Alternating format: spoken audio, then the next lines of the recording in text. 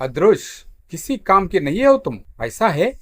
अभी निकल जाओ इस घर से। पतिदेव के कटु वचन अंगारे बरसा रहे थे। मैं उन्हें ठगी हुई नजरों से देखती रह गई। आखिर कसूर क्या था मेरा? बेटी के रुखे बालों को देख उनमें थोड़ा तेल लगाने को कह दिया था। उसके न कहने पर बस माँ के अधिकार शक्ति का प्रयोग किया तो उसने अपने पिता से रो रो कर मेरी शिकायत कर दी। उनका नादिर शाही फरमान मेरे मन को घायल कर चुका था। किशोर बेटी जो मेरी परछाई थी, उसे तो मेरे मातृत्व की सावधानियां शत्रु बनाए ही थी, लेकिन मेरे जीवन साथी उसने भी मेरी भावनाओं गर्म तेल की बारिश कर दी हो। मन भरा था और गला भी रुंधा हुआ था। सबको खिलाने के बाद रसोई घर में काम निपटाने लगी, पर किसी ने मेरी भूख या तकलीफ पर ध्यान न दिया और सो गए। आखिर किसके लिए जिंदा हूं मैं? किसी को मेरी जरूरत नहीं और फूट कर रो पड़ी।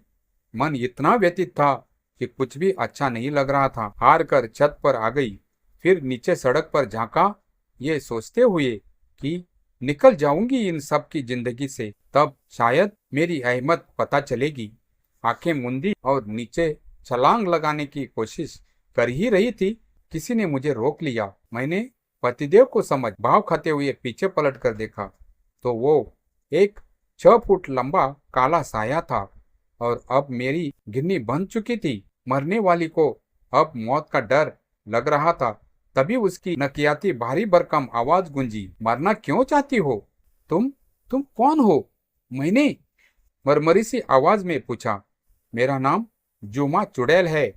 मैं यहाँ टाइम पास के लिए आई थी। चु चु चु चुड़ैल? मैंने कहा। हाँ बहन, उसने लंबी सांस लेकर कहा। थी तो मैं बेहद गुस्से में, पर जब एक चुड़ैल ने मुझे बहन कह दिया तो उसके अंदर मुझे सासू जी का अक्स दिखने लगा।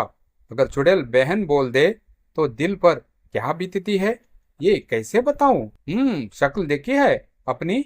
मुझसे बराबरी करेगी? अपने उल्टे पैर देख पहले।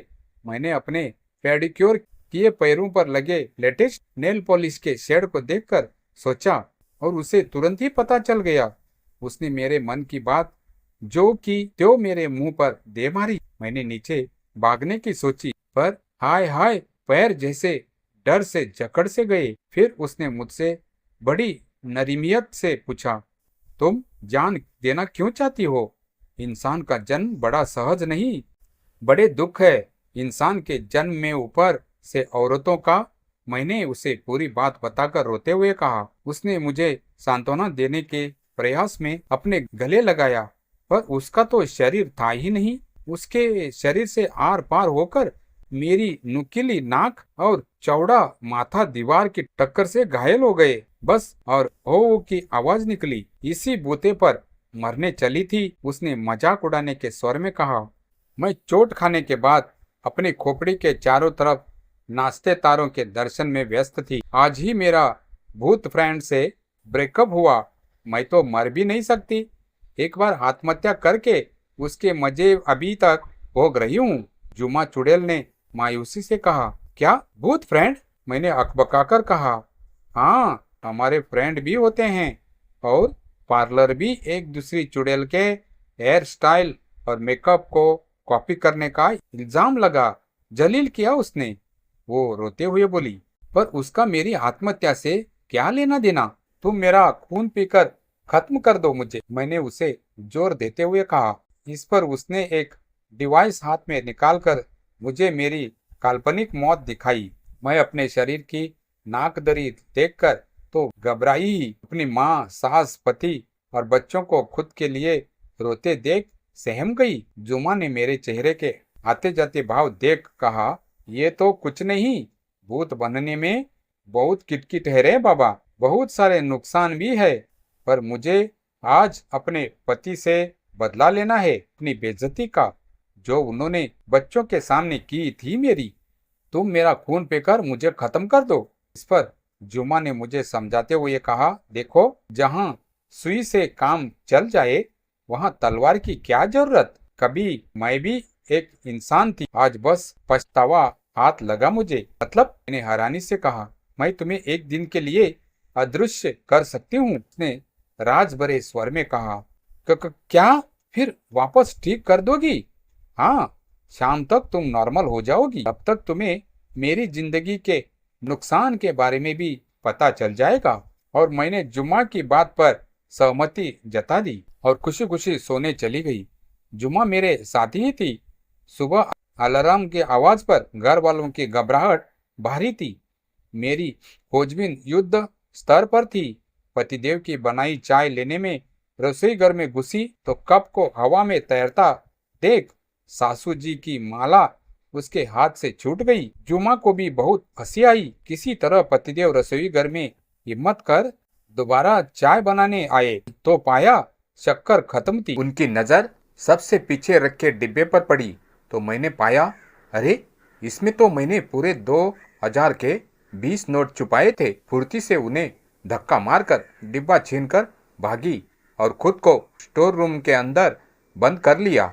घर आज गंदा पड़ा था। मेरे हाथ झाड़ू लगाने को मचले पर जुमा ने कहा, तुम बात बिगाड़ दोगी क्योंकि तुम अदृश्य हो। आज पूरे दिन आराम करो और मजे लो। मैं आज मस्ती से सबके पीछे खड़ी सबके फोन के पास वर्ड देख रही थी। मेरी तलाश की फिक्र और पतिदेव का रुआसी शक्ल अब मुझे शांति नहीं दे रही थी। उन्होंने किसी तरह बर्तन धोकर खाना बनाने की सोची पर उन्हें बाहर से मंगवाना सहज लगा, सो ऑर्डर कर दिया। ऑर्डर आते ही सबको इधर उधर देख एक पिज्जा मैं तेजी से उठाकर भाग गई, पर और सबसे खाया न गया। मेरी खोज में सब थक गए। बेटी के कोचिंग जाते समय मैं और जुम्मा भी उसके साथ ऑटो रिक्शा में बैठ गई और उसमें बैठे 2 मजनुओं को भी पीट लिया। बेटी जब पानी पूरी खा रही थी तो एक चुपके से मैंने भी खा ली। बस जुम्मा भरी हुई आंखों से ये सब देख रही थी। घर आकर सोचा गली में ही टहल लेती हूँ तो नॉर्मल सब्जी वाला दिखाई पड़ा।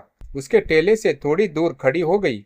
आज तो सब्जी भी नहीं खरीद सकती थी, मगर जिस सब्जी वाले को मैं महंगा देते हो कहकर झिड़क दे देती थी वो अपने बच्चे की गंभीर बीमारी की हालत में भी काम पर निकला था।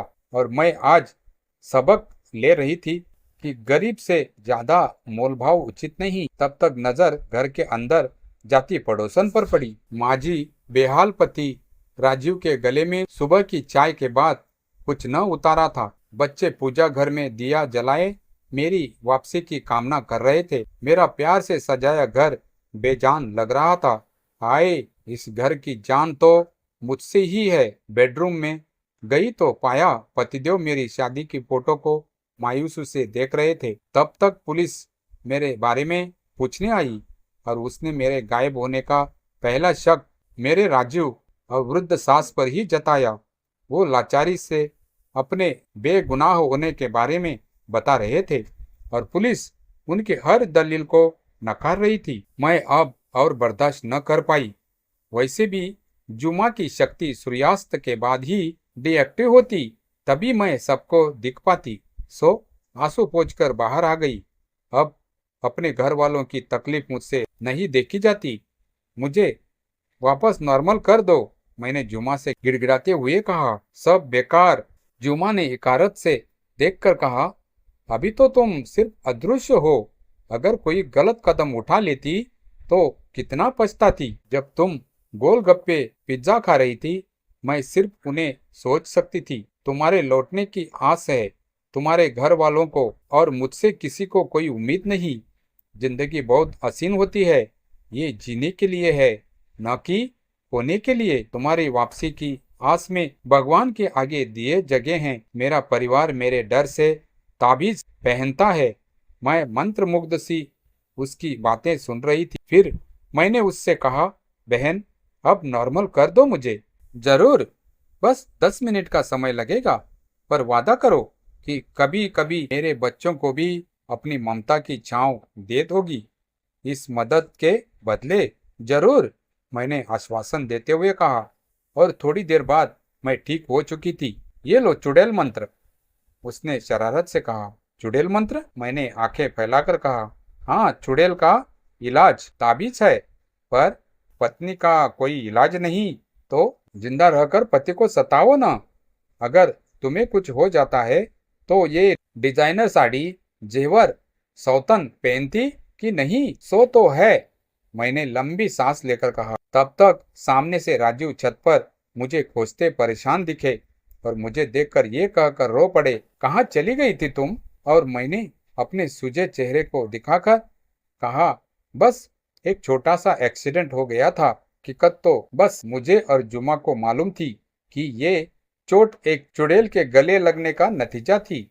नीचे पहुंची तो मेरा स्वागत सत्कार मुझे ही हजम नहीं हो रहा था, पर जुमा ने चुड़ैल होकर भी जिंदगी के मायने सिखा दिए। क्रोध पर जिंदगी हमेशा भारी होती है।